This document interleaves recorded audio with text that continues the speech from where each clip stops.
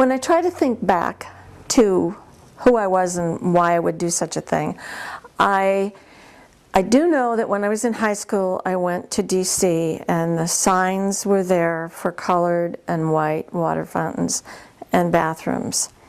I was horrified, and several of us deliberately went and used the black bathrooms.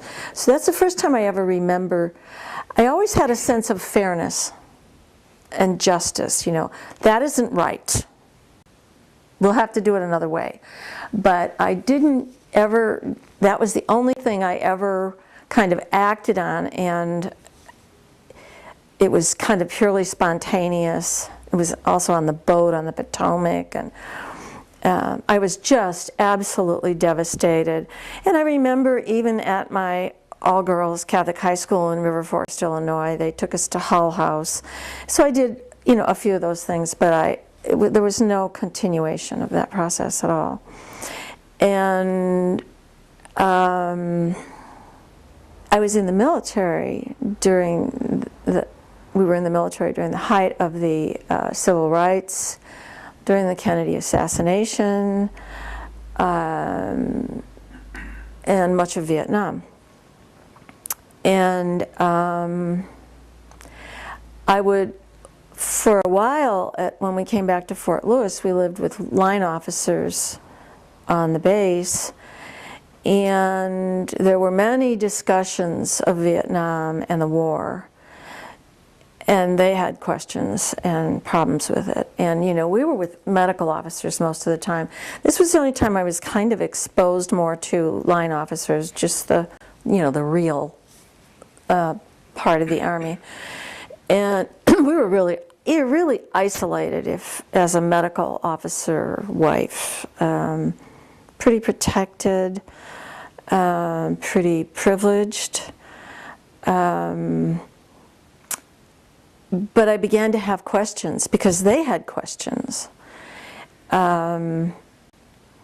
We got out of the military and moved to Bellevue, and right at that point the women's movement was really peaking.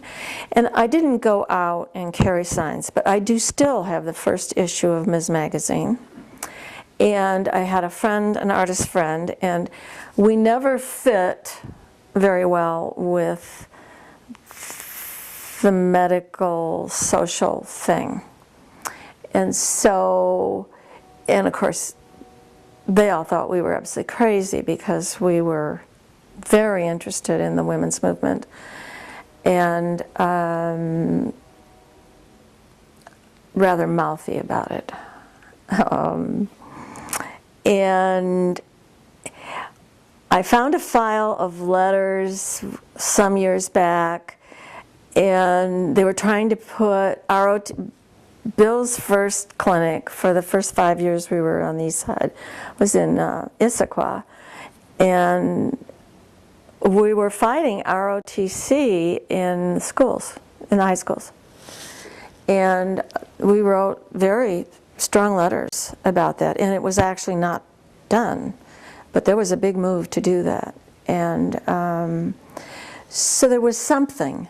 And then I did work on Project Use. I worked very hard on Project Use, which was a urban-suburban exchange program with Holly Park and Bellevue, Clyde Hill School.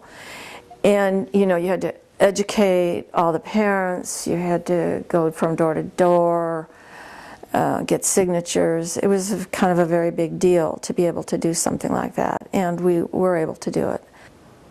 So there were sort of, you know, little signs along the way.